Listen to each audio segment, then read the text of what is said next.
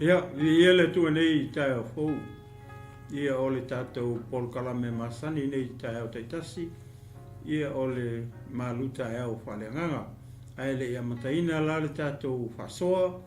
Ia o le a tātou a mata mua I se talo. Tātou tatalo. I o wale tua o le mātou tamā. O le a o sauni nei o te tautala ma fola lau upu le Taeao le nei. Tamā o wala au, o whatonga I lau fio, le te talo, whatau anau lo mātou atua. O se ngā luenga e whaia fua, pe au noa ma lau fio. O le ala leo wa mua e o na wala au I lau fio ma lau soani I le Taeao le nei tamā. Ia au ina mailo wanganga pa ia. Ia whetalai pe o e nganga pa ia le Taeao nei whapenao na moli o lau upu o lau savali o le wheau. Molo nuu mautangata e maise o lau e kalesia. Kewisiano I le Taeao le nei lo mātou atua. Le au whātua le au pa ia ma le au pele I le Taeao le nei lo mātou atua. Ia maise le tāpoi mai o pa ia ma le mamalu si o mātou atunu I maota malau ai le Taeao le nei tamā. Ia alu atu ma le mana la upu. Manu Malo ina se anganga molo Malo. Ai sili ina lava. Ona Malo si ai le tino ke wiso. Male au pele, male au pa ia I le Taeao le nei tamā. Tamā o te talo tau lava ina ia whaonga mai lo leo. Whaongai oi foi. O lo ulau whaiwa lo mātou atua. Ia ai whetalai pēa oe nganga pa ia e te mori o. Lau sa wali ma lau upu I le Taeao le nei tamā. Ia nga lelei mai lau fio le amataina o le nei whasoa. Amataina e lau fio mea uma amaea. Ia toe fo ia tu pele vi inga. Male whamanu I lau fio. Ai ia tu mai pele whatauwa ia te o lau o auna. I lau ngoi Yesu o te talo mawala au atu ai nei. Amen. Ia. I fie fo I whatalo whatu I lau whasausaunga sa moa nei tu lau le aso.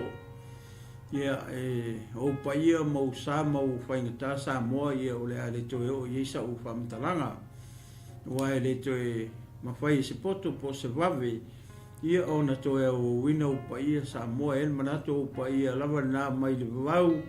Ia o atu lava I le whau. Ai au mai le pa ia na fu ai pa ia uma. Le pa ia lea na ia tu uailo na nofo ali le langi e fioifo o liutino tangata. Walu ai le sātau, walu ifo le tunga mau mato e tu manu Malo mai e ina. Ia o pa ia e le manatu o le porkalame e le Taeao nei. O le pa ia e a fuai pa ia uma. Ia e whatalo whatuaila ma le anganga whaalo alu tele. Ia I lau tapua inga sa moe nei tu lao le Taeao. Ia Malo soifua manuia Malo le langi mama. E le manatu ma le talitonunga ia wa e maleifua mai I o tau whanga.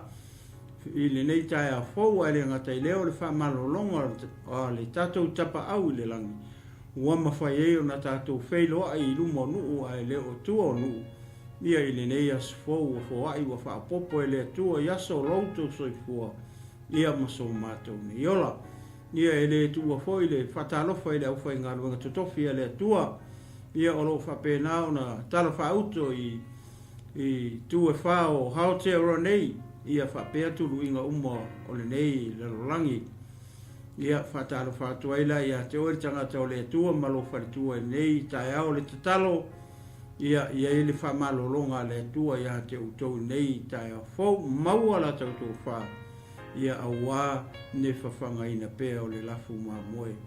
Alo tātou alii o Yesu Keriso. Ia whatalo whatu fo I le au pa ia nei Taeao fou ma le au kewisiano.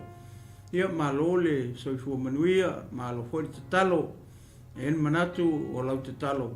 Ia leo lo maua I pea leo whai ngā ruenga mai mātou foi. Ia mate leo nisi au unanga, ia o lo whapena o na uauna atu ai alo matama whanau o Samoa. Au a lava le whola ina o le upu o le Malo. Ina ia tupu pea lo tātou wha tuatua. Ia Malo le soifua manuia nei Taeao fou. Ia e le tu ua foi ia uo mapaanga. ia le nei ala ata ma le nei ala leo lo whapena ona mai mo mai i lunga o penga tawhai langi ia ele ngata i tonu a Aotearoa ia whapena atu nuu i mamau Amerika, Australia, Samoa, Amerika, Samoa, Peritania o Whialava o e au mawai ona o le sailinga manuia ia whatalo whatu por kalame ia te oe ia i le nei Taeao fau ia malo le soifo manuia malo le langi e mama ia i le paia ma le mamalu o sio tātou atunu ia i le nei Taeao fau ia ai ele manatu o le a tātou a ngai sa o loe le tātou whamalosi ia i le Taeao le nei o le a maua se tātou whamalosi Taeao nei le tusi lea o ESOTO o le ESOTO lalo na mata upu e fulu walu e mana ia e foi so taimi ona e tango le fai tau a hatoa le tala ona ole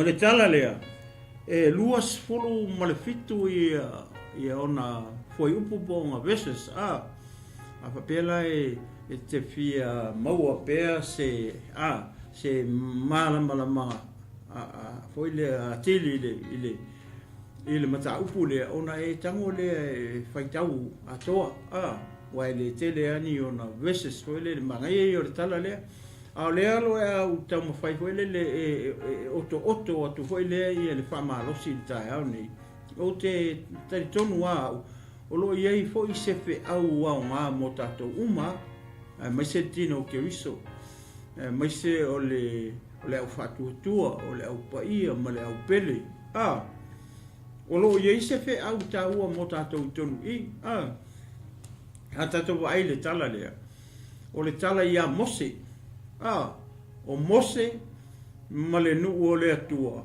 ma le tamala o mose e tupu le mea lea ua foi mai mose o lewa sauma mai le nuu nea laua whaalongo ia le tamā o le awa mose o lewa o mai mose o sau mose ma mai le nuu ma ese mai le nuu mai ai kupito a tatu wawa aila iei foi le tala pe malie foi le a tatu fai tau iei ina ua whaalongo ia tero le tamale o le awa a mose le ua i ia mose mlangu sau lola i o le toe ina na sau la le toe ina e momoli mai ia longa fingi ia marwhanau o mose a wae le io le ialu mose ma avela na wama lana whanau tama e tō lua i e le taimi le na alu ai pito e au mailangu le ngawala au e le tu sau e alu e mailangu nga o mose la ma rona nga o i o a ele io ai le awa mose ma lana whanau tama le tō lua le nga whanga ngau i le mene ka o mitiana o mitiana pai tau leia le fiong pa ia le tu o tangata po i o whangau po i tupunga mai whangau apelamo na ua oti na o Sara ai to e whai loa ia ko rua o ko inga lea le tupunga mai le tangata le ingo ia mitiana a kikilo la ia mose ma le tribe le sau i Israel ma le a inga le na alu whai a vai le ie le whai taulanga le ingo ia ie teu a kako vai le ia o rainga rainga ia tangata nei tangata ia na tupunga mai Middle East ia tai pepela o tangata ia tātou te wawa ia tue le mele kupu mai Israel e ainga tangata e so e toto a tangata ma na pau maiwi ma ano tangata tai wawa ila le tamalo so ina le pe ono whaia nefa mai i le mele o le whai taulanga o le ngu le ka o mitiana le nga sola i mose o le tangata lea po tangata le tupunga mai tangata e tupunga mai la kali o apera a molonga i ngoa o mitiana le whai ngoa ia le mele mana tua o le ngu le nga au whatasi ma Persia le nga la ko osfa ia paperungia ia Nebuchadnezzar la ko fa ko ila loa Nebuchadnezzar le kaimi o Nebuchadnezzar kula i mai lola i o me tai ma Persia Medes and Persia. A kikilo la I le mele sa wele te Malo le. Po le ainga le nga sola I Mose. E le kusa o le nga sola Mose I longa ainga pe a tatou fua le upo le tua. O le whawhinge la I ngoi a ki tura. O le ngoa ngā whinge, ngā kupunga mai la tangata e ko ongo kama ngā whana nau mai e. A o le longa lua e ala o tama, le tangata leo miti ana. Ia le nga sola I Mose, kako wawaila I e maali e a ia hoi lea I tala o le whiongpa ia le tua. Le ala ua whaalongor ko inga le ua mai Mose. Wa le ngā laku ku ia le whawhinge I o longko o lua, malanga whaangau I o I longa whara inoa. Ia e alu I mene whaku le tua alu. Le ala ua mai manangu, le ala ua whaalongor ko inga le ua I. Ngā saula le to ina, ngā saula e fie whaalongo, fie I loa po le ase kala mai. O le ase kala I le mene ngā kupu I mene ngā alu ai. Ia, mga ia hoi manatu sko inga. Ia e, o koe ngā mewa pepe, koe ngā hoi le mo le whaikakala. Pea kaki. Ne mele mo whai erito ina. Lo sau mga whamakala to e Mose po le. O le harana se mea ngā kupu I o le menga e alu wai e marako o mai po. O le maali e la o le tala hoi le. Se umano o whai tau atua le o whai upu ia o mai a hoi le walanga e luasfulu ma le fiku verses o le chapter. Le ala ua o whaauruta o whaiakule le urutala pupu le mo tatou. Atonu e o ngā. Atonu e o ngā uma mo tatou. A kako vai a Mose, he's the leader. A kako vai a Israelu. O le aka o le ekalesia, o le aka o le whaife au ma le ekalesia. Pe a ku umari teimi le o tatou ye. O Mose, o le whaife au se tu ro. Pe a kakuku mai le temi le o tatou ye. O Israelu, o le aka o le ekalesia. Mana tua foi o le kula fongo. Langa ke ha fifi ia mai ia le tala lei lea. Nefa mai le e peru sfulu. O le tula fono o le ata o le mea le lei atali. Sa le fifi mai le kula fongo ia lea. Ia le fea ngai ngā fo. Ne fifi mai le kula fongo. Ko a reveal la e la I ngā ua whangau mai Yesu. Sau lo le Yesu whakau ngu lo kula fongo. Sau kula fongo ku I wale me whainga ko pe wale le me whainga o wa take care kula fongo Yesu langa le whangau mai Yesu. O ia la le ngā sau e whakau ngu le tula fongo. E le sau la Yesu e kusa manga upu I langa launga e matai o lima. Wai po e sulfi. Pa mai Yesu ke le sau e tatala le tula fongo. Ai ia whakau ngu. Ia, wawa ai hoi la I le media. Lea la wa sau lor ko inga. Ai kei o lau whaita ua tua la le whai upo e sfuru tolu. Ia ona whaaso solo atua ele o lau whaaso o ele le. O lai o si e usau sa o ala le tusi ma le urutala lea. Le urutala pa mai. TALIA FAUTUAGA. TALIA ia FAUTUAGA. Ia pe te TALIA ina se FAUTUAGA. O e iai lai to tonu o ngaluenga. A fautua atu le pule, a fautua atu seisi tangata ia te oi. O le ale me ke whai. E ke karia pe ke le karia. E karianga longa winga la I se fautuanga e wako le pule. Po le supervisor, po le leading hand, po e tangata lai lunga ko oi. Lona winga e te tau ona tatou submit I lalo kaka lai le authority. Ia o tele tangata. A whai aku le fautuanga. Ia e oso mene sa mofi fusu.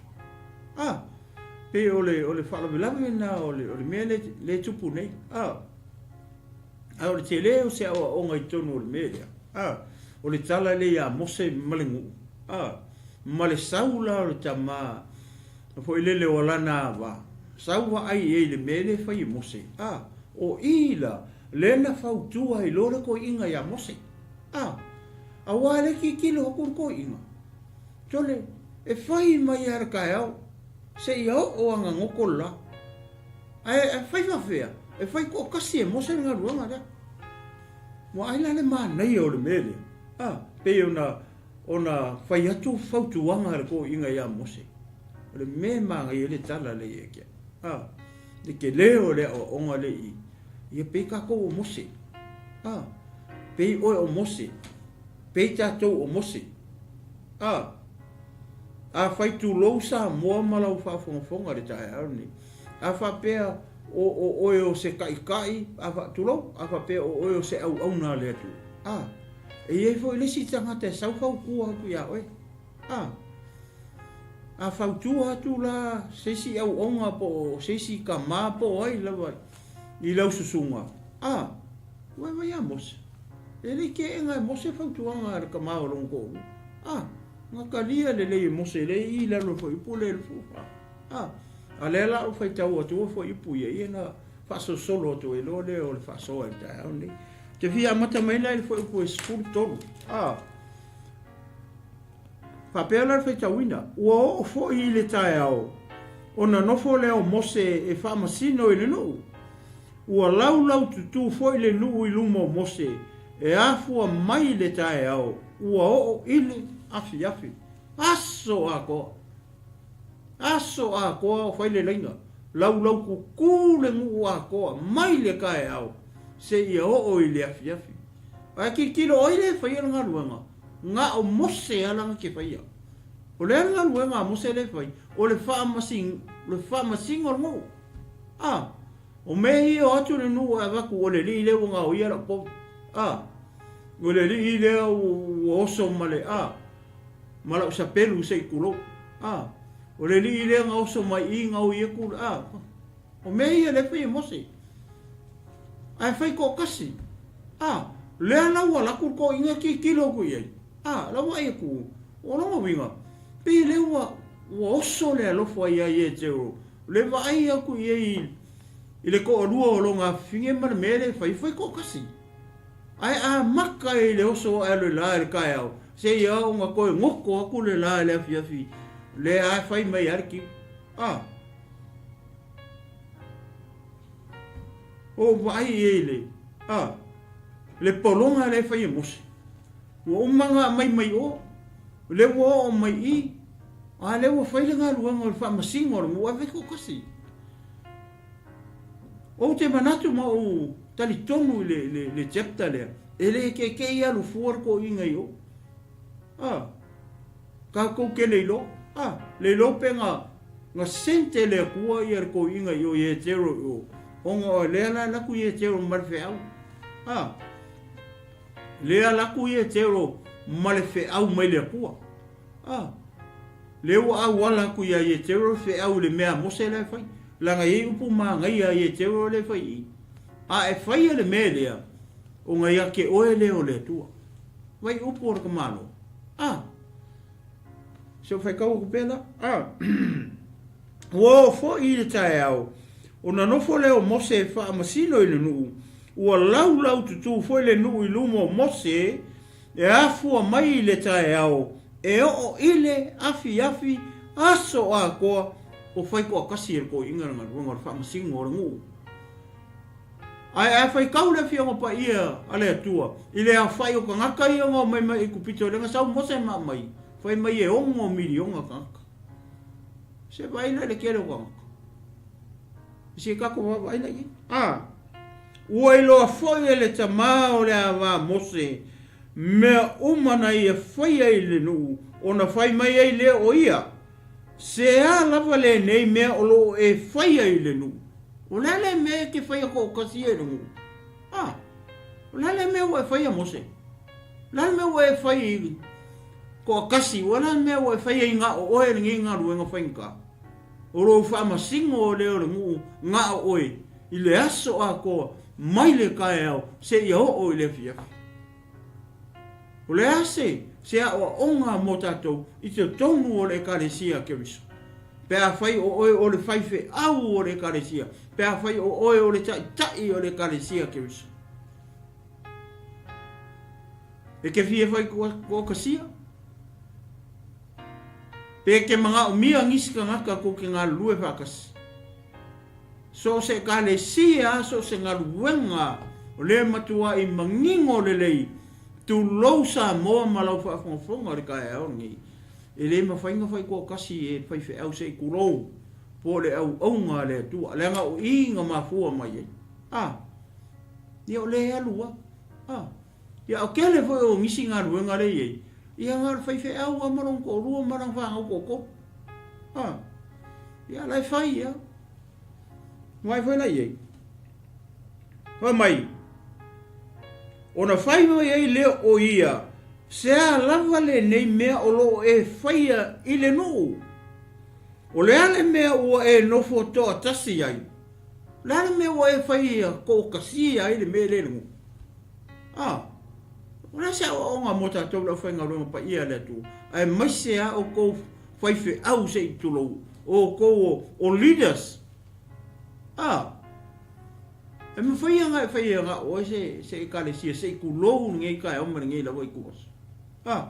E leo sa ukala. E leo sa upu. A leo ki whaala ua kua upu ia. Upu ia te tono o le fionga pa ia le atua. Leo wa whai hakuru ka mao. La me wa whai pengi mea. La me wa whai ko kasi ai. So le whai mai ar kai au se iau. Wa e whalongo rai. O le ana mea wa e no foto atasa ai. Ai lau tutu mai o le nu umai o numa. E a fua mai le Taeao. Wo o lava i le afi. Whalongo na le TALIA mose. Whai pasuli ma. Whai mai. Ngua TALIA tu fwai mose i le tamao lana wa. Awa o le nu e o mai i la tau i a Taeao.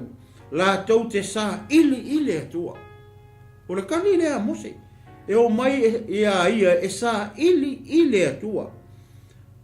Ai se mea ia te i la tau te o mai ai ia Taeao. O te whaamasino i le tasi ma le tasi. Ma o whaailo atu i ai. O whaatonunga le atua ma ana tū la fono. Whaamasingo ko kasi. Whai ko kasi. Whaamasingo lea alu, whaamasingo lea alu, whaamasingo lea alu. O le ale mele whaamangingo mai e mose i langa mele whai ko kasi. Wha meo leo mai ngu ia i e sa ili mai i le atua. A le wha mai e mua whaamasingo lesi. Lea lau wha mai i lalo whai pūlea. Wha mai a. Wha mai e whaailoa atu i ai o whaatonunga le atua. Maana tū la whanu. O le mea lea mose le whai i whaamasinonga le. O le whaailoa atu leo whaatonunga a le atua. Maana tū la whanu. Wha mai lo le whai posufiku. O na whai mai leo o le tamao lea wa mose ia te ia. Mose. E le lau mea ngai whai. Upu ngā rei. Au ngā le atua. E le lau mea ngai whai. Tu lou. Whai whi au. E le lau mea ngai whai. Ai sea. Leanga ngai ke whai ko kasia. Leo wa whai sao kua e ko inga. Mose. E le lau mea ngai whai mose. Pa mai e le mea ro e whaia. Mose. E le mea ngai ke whaia. O mai le whai po e sfuru walu. O le ama tua tinga aina oe a toa malene nu o lo ia te oe. O le mea le la kupuru ngu. O le ama kwa i kinga inga ngu. Le ngu le hai, le lano o lang kai inga, o le ama koi kinga inga ngu. Le ngu kan kinga inga ngu, ai kinga inga voi maia. O le koi inga kinga inga le kau kala i, le ku mai ane le inga le kai au se i o le viafi. Le winga awhai o le inga pe o siapi. Longo winga e raki peha o marisi tangata i le inga o mai i a mose. Winga o ma e po ale o marisi tangata ko elu ko usu marisi aso. A fai lai ko ku mai fo lenga ko le o mai e a mose vai le kinga ingo ka. O longo winga e tangia mai i. Pe sau fa fia le tangata. Ai kasi fo mai, kasi fa masingo. O le fia ongo milionga ka kai ongo mai o ai kupiko. E le mawhai e mose ngonga sewe vinga le ongo milionga ngau tangata. I kokongu se vaiaso, se masinga, se kausanga. E fiu, e tele tangata. A rau whai kurko inga, wawa e kurko inga. E kinga inga, e lelelei. O lea se fe au mo tātou. E a o ina i tātou tonu o le karesia ke uso. E a o inga i leaders. I te tonu o le karesia ke uso. E a o inga i fo i a inga. Ba ai o koe le mwhainga kausi le a inga e te tangata e ko kasi po makai ko kasi whaisesi makai. Wa lela sau makai ngofo ku inge New Zealand ai a whaifa ala o le a inga Samoa. Ka wa ise makai Samoa. Ai se a e soangi makai nei. A kupu mai la fa ala Samoa e le se pase se o makai le mo ngi. E le se ngaruenga. Le kene ngaru peki so fangua ai ala o kupu mai fa ala Samoa o ie ka ngaru. O ie o kai o ie o le leader o le ainga. A mo le se pase se. E lo ka penga e alu Samoa. O le ka ua la o le mele male tala le Taeao le le o vakua va pe ka fora ka fisi makai Samoa. Faisi makai Samoa kasi pe rua. E fe soangi ia o ele. Lawa ke makai mapu. Kulou ngai kai au.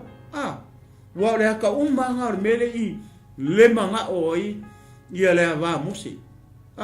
Ko kofi ka soangi ke oi. Mai la tono le karesia ke iso o le ka ko me fai. Wa ai akua o lama ko i polong ar fe ari o. O longa winga e manga o mia kele.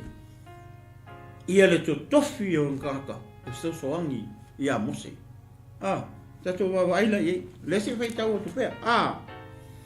Ko mai lo le. Awa e mafatia oe le nei mea wai. Pa ele ngaka nga mafakia na ngu. Ai koe mafakia wai mawai mose. Ola e ngofo ke kua kulunga kulou o pipili o vai o leva kera ngofo aso akoa. Awa e mafatia oe i le nei mea. Mafakia na ngu, mafakia oe mose. E te le la va ona e whaia kokasi. E ke le la va ona e whaia kokasi. Mose le whamasi ngonga o ringu. Whawhepe a maitono e karesia mainga. E le mawhai. E le mawhai ngā whai ko kasi. E se tangata se a inga ua kupu. Ua whape lima o ngā tupulanga le a inga. Ua kupu maola le a inga. A le manga o a resi kai ua ngā ia. Le suafa. Le pule. A whai mai whala lawe. Iho kere whai a koe leama. Ai lava le whaasoa me whapenga, whai mai oso. Ai ke o kupu mai resi wha lawe ua mai sa o le ngofo ngi. O ila e oso yo. O ai. Kauranga isikanga kai kofi o. Kufa aku le leadership. Isi tangata. E soangi mai le yawe. Kai pena le mea le maui. E ke le ma whaia o e whaia ko kasi mose. Wangisi upu. E ke mai e mose mea ngai ke whaia. Ue makua foi. Kaunga ku kofi ngisi o kako wainga. Se wai nge yongo miri yonga kako mai ane nge ala e whai anga o e whai e mai. Ngau wai aku wa makanga fula o vai lo ngofo le so ako. O mea ngā raka ngā rei. Peo na mawhai atu leu lukala lea. TALIA FAUTUAGA. O le maa ngai a ngā rukala lea kia. Le kanka lea o mose. E ui ngā sisele. Le amakanga e mose o le mea lea. Ai ina ua wakur ko inga maupu ia. O i ngali liu a ko ele mafofo mose. O lana mea ngā whai a mose. Nga kalia e mose fautuanga ia. Po upu ia whakuere mwhainga whai kokasia. O le a kinga hinga na ngu, kinga hinga oe. E lele lau mea ngai whai. O upu ia nga whaukua kwa ia tero. Ia mose, o ngore wa ai eku lea, ngofo me le Taeao, ko a Malū ai konga lofo, o longo whare ie, pe a luifo le laina.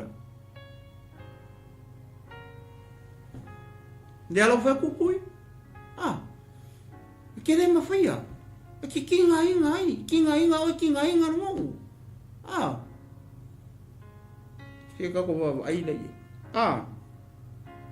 Whamelo la ia. Poe suru iwa, o le nei, ia e whaalongo mai ea te au, o te whaatonu watu ia te oe, o na ia te oe lea o lea tua. Mai wai upu le tangata. O ke whaakongu waku ia ke oe, o te awatu whaukuwanga ia ke oe. Ta e karia, o ngai ai lea o lea kua ia ke oe. I le whaakongu leo o whai aku ai. I whaukuanga i o whai aku ai. E ke mai ei. E le mwhainga e whai e ki ngai ngai nungu ki ngai ngai oe. Le ana mea wa e whai ei le merungu. Ai whai kokas. Le ala u whai aku loa marako inga. I whai pule sfuru. O le nei ia e whaalongo mai a teau. O te whaatonu.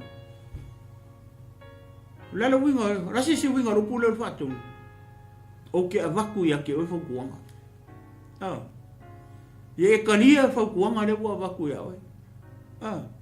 E kalia whaukuanga ma upu ia o whai aku ia ke oe. O ngai iai lea o le tua ia ke oe. I lau mea le whai. Ai ale ai, o longa winga, e le ese akua ia oe. Whai ngō fia pa kako whawinga le paswai kaulea. I longa opposite side. Lau whaatonu au ki ake oe, o ngai ei leo o le tua i ake oe, o le opposite side o le whai upu lea. E le kari ia lau whaakongu aku, e le i ake oe hoi lea kua. E whamai anu kara, TALIA, ia FAUTUAGA, ia le tua ni Taeao. Praise the Lord. Ia, whamai lola ia, ia whai oe matau tu upu mo le nuu I luma o le atua. Ina ia e tau longo ina mea I le atua. O le ana mea ne manga o ia te ro ia mose. O le ana mea ne manga o ia te ro ia oe. Le whai whai au kulou. O le manga o whai oe ma middleman. O le ngu ia oe I le atua. O le atua ia oe I le ngu. O le mea lea. Whai oe ma kau longo. Pe whai oe ma tau tu upu. I le vao o le ngu ma le akua. O le haluku ranga ngai ki ngarua I tono rangarua ngare tu. O whai oe ma se kau ku upu. Ia vi ia le tua ni Taeao. Pamai, ia e whaamala malama atu fo ia te I la tau I whaatonunga.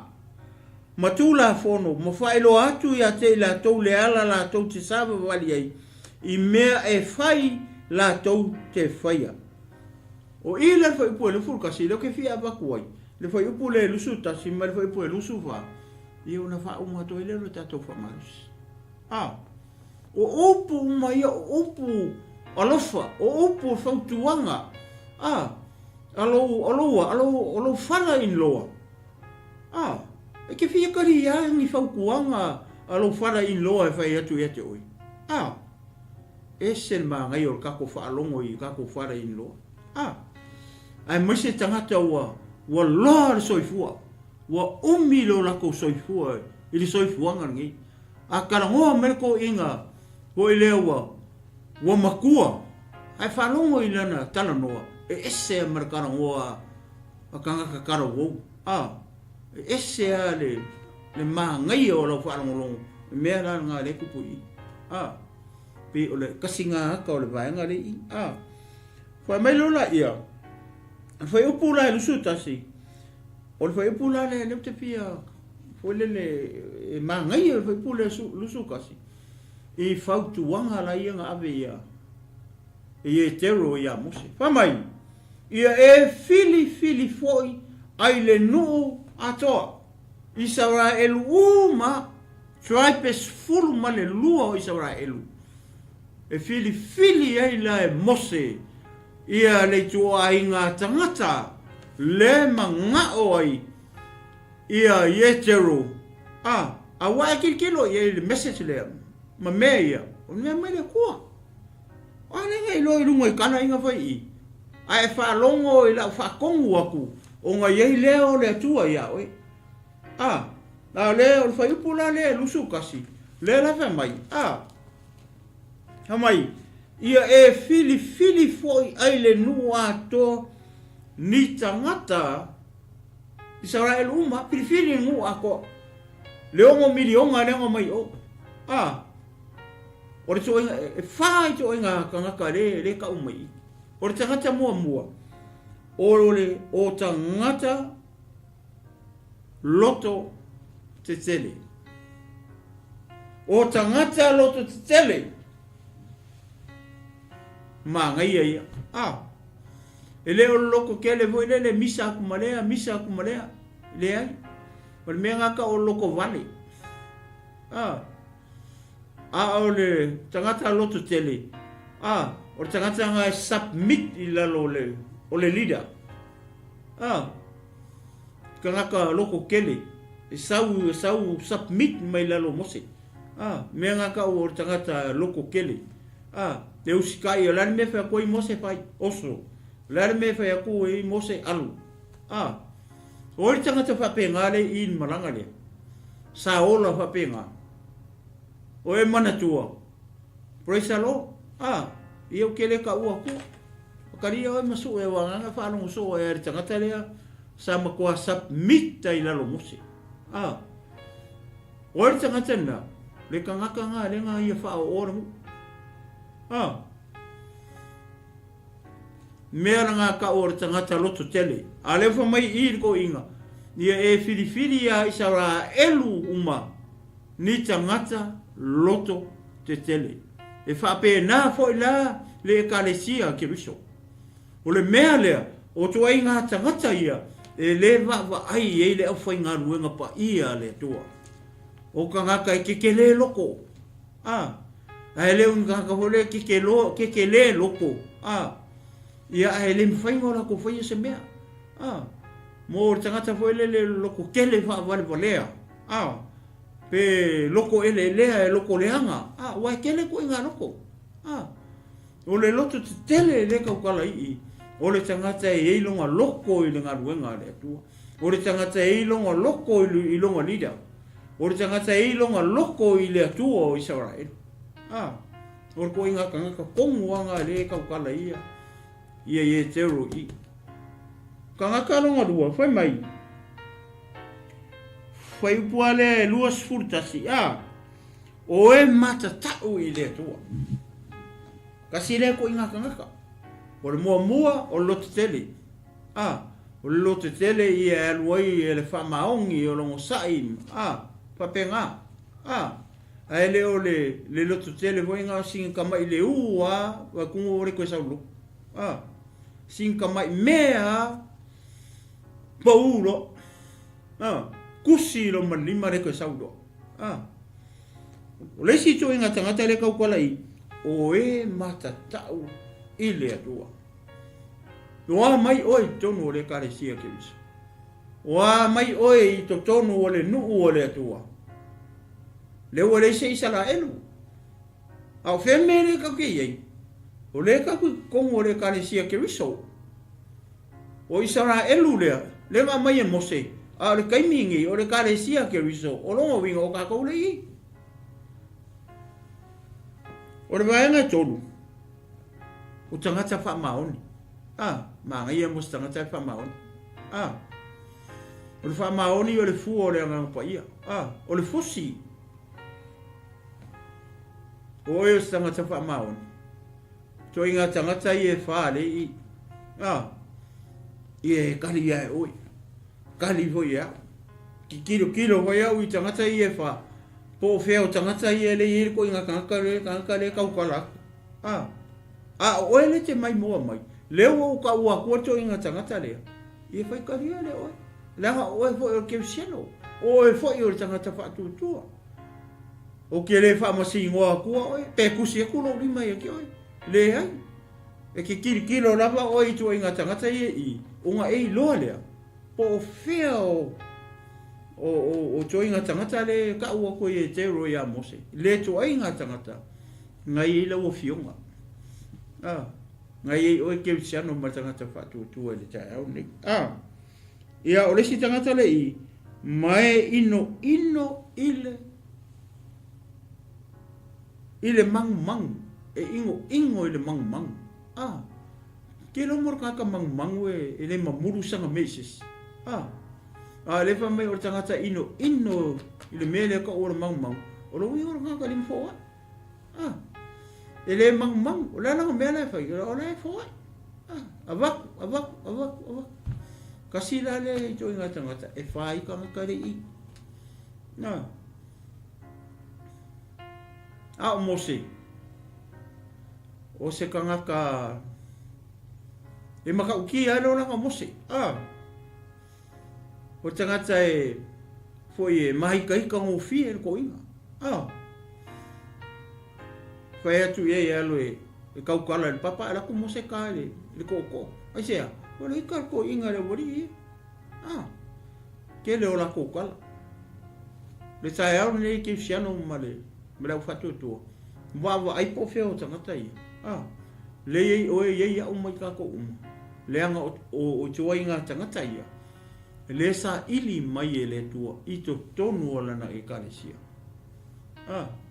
wa me tangata ia fai e so songi a mose wa me tangata ia fai e fa masingo no fai unga tala fa mai mai fa masingo mai si me hoi fa masingo le ko inga la buri ko fa ele ko fa na tangata ko kele moren o ko inga character si o tangata le va ai ye tero fa fenga ko fa ko lima ya mo se ai o milion ka mai o e ko kele ko fa masingo ko fe mo se o joinga tangata ia le nga va ai el fifiringa mo tato o le fai pu muli le ono tato tai mia fa mai ato e lo le io tato fa malo si nei Taeao o fai pu la lo sfulu mal fa mai ua fa longo mose ile tama o la nava ua ia fai a foi o mea o malava na ia fai mai ai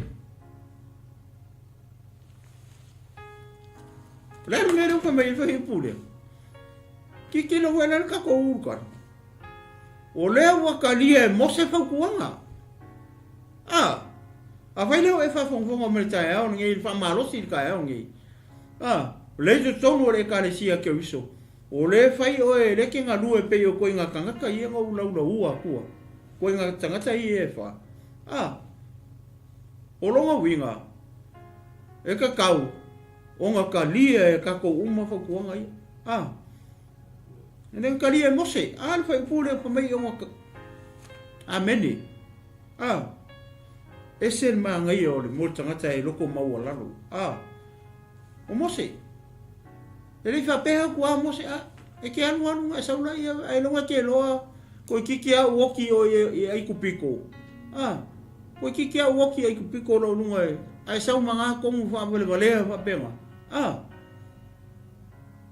Vai le kala ale ko inga ai fai el mero ka ko ko ya oi ona ye le o le tua ye ai ki kilo la ye o fe au le ngana ku mai e teu o fe au mai le ku o si le fia le le ku el poronga mo se le vai o ele o kau ise ma fo mo se long kinga inga le fai ale o al waku ye teu fa lo i upo ye teu ora se ile tu ai ka ko mi me o ele le tu ya ai ale ai o longa winga ele ye le tu ya ele aula le tu ele menga fe lo fo ka ya o le fe ale wa va ku fa ku anga ai o so me lo il fa i muli ya ua fai pule lusu manfa fai mai ua whaalongo mose i le tamā o lana awa ua ia fai foi o mea umalawa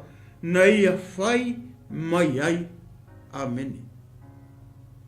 Leu karia mose fautua.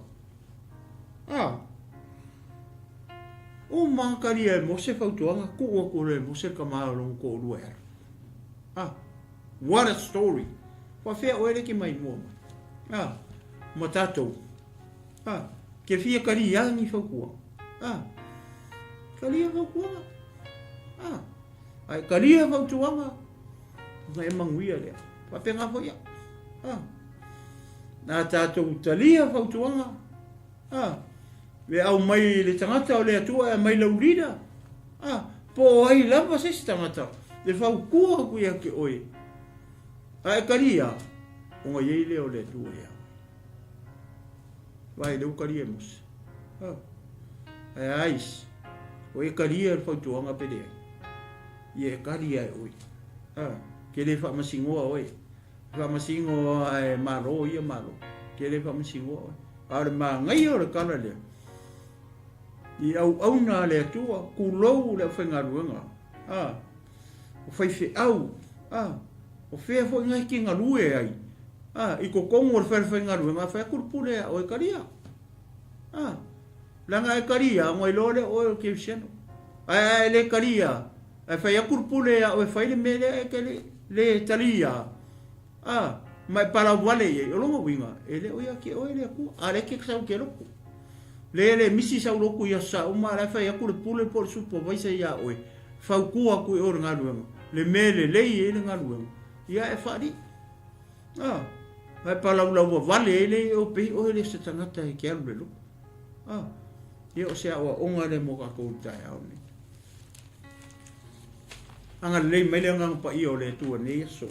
Fa atoa ia le fa malosi Taeao nei mo oe mau mai tato ia Leatinuu keriso ia ele manatu o le fa ngata mai i le tato mata upu ia il nei tu la reso wa manu ia tele le tu ia te o ia le no tato talo ia vale tu or mata tama fa tai tele mo la upu ia o le upu e a o ai i matou e whaatonu ai i mātou, e whaapoto ai i mātou i ngaluenga le lei umalawa le mātou atua.